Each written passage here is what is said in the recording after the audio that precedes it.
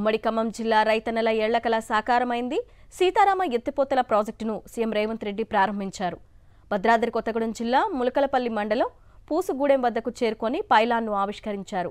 Project పూర్తి స్థాయిలో trial run విజయవంతం కావడంతో ఒకేసారి 3 పంప్ హౌస్ల ద్వారా గోదావరి జలాలను విడుదల చేశారు.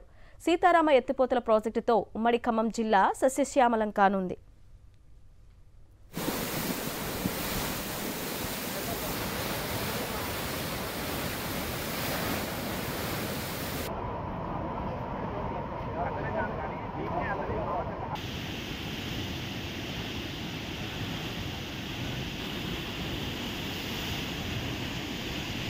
ఉమ్మడి ఖమ్మం జిల్లా రైతన్నల ఏళ్లకల సాకారమైంది. సీతారామ ఎత్తిపోతల ప్రాజెక్టును సీఎం రేవంత్ రెడ్డి ప్రారంభించారు.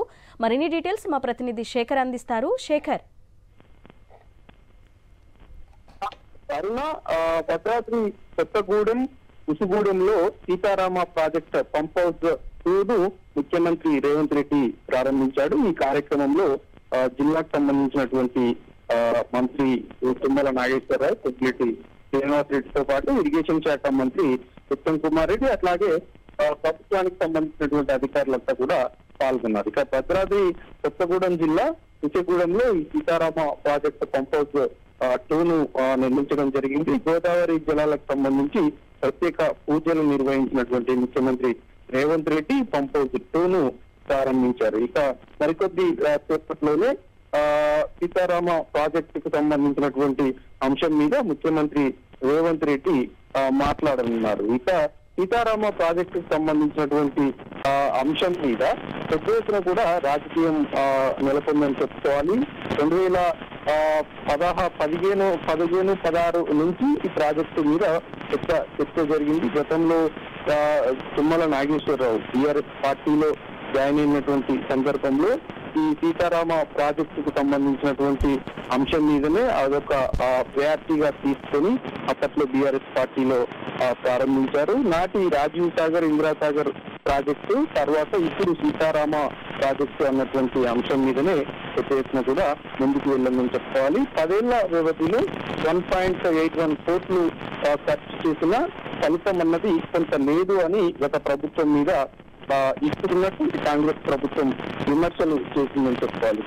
కాళేశ్వరం ప్రాజెక్టు మీద ఎత్తున ఖర్చు చేసి ఇట్లాంటి చిన్న చిన్న ప్రాజెక్టులకు కొత్త గండి కొట్టింది అన్నటువంటి విమర్శ కూడా గత ప్రభుత్వం మీద చేసింది. ఇక 3,505 కోట్ల రూపాయలతో కావాల్సినటువంటి ప్రాజెక్టు దాని ఖర్చు ఇప్పుడు డిలే కావడం వల్ల 18,286 కోట్లకు చేరిందన్నటువంటి అంశం కూడా చర్చలో ఉందని చెప్పుకోవాలి. ఇక రీడిజైన్ కు సంబంధించినటువంటి విషయం మీద కూడా ఇది కొంత చర్చ ఉందని చెప్పుకోవాలి. అదేవిధంగా గత ప్రభుత్వంలో 39% పూర్తి చేస్తున్నటువంటి సీతారామ ప్రాజెక్టు 90% పూర్తయిందన్నటువంటి వ్యాఖ్యల మీద కూడా కొంత చర్చ జరిగిందని చెప్పుకోవాలి. ఇక మొత్తానికి సీతారామ ప్రాజెక్టు ఫలాలు అన్నది ఉమ్మడి ఖమ్మం జిల్లా ప్రజలందరికీ అందుతాయన్నటువంటి చర్చ కూడా ఉందని చెప్పుకోవాలి. ఇక నాటి ప్రతిపాదనల ప్రకారం కేవలం 349 మెగావాట్ల విద్యుత్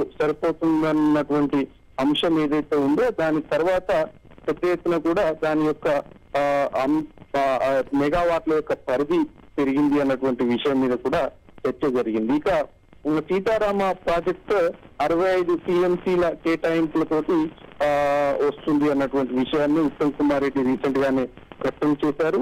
అట్లాగే ఖర్చుకు సంబంధించినటువంటి విషయం మీద కూడా ఎప్పటికప్పుడు ప్రకటనలు చేస్తున్నటువంటి పరిస్థితులు ఉన్నాయని చెప్పుకోవాలి. గోదావరి నదీ జలాల సంబంధించి కృష్ణా పరివాహక ప్రాంతానికి సంబంధించినటువంటి ఏవైతే ప్రజలు ఉన్నారో ఆ ప్రజలకు ఈ ప్రాజెక్టు వల్ల మంచి జరుగుతుందన్నటువంటి విషయాన్ని కూడా చెప్తున్నటువంటి పరిస్థితులు ఉన్నాయని చెప్పుకోవాలి. ఓవరాల్ గా చూసుకుంటే సీతారామ ప్రాజెక్టుకు లో ఖమ్మం జిల్లా ప్రజలు కావచ్చు, అట్లాగే ఖమ్మం జిల్లా రాజకీయం అంతా కూడా ముడిపడి ఉందని చెప్పుకోవాలి.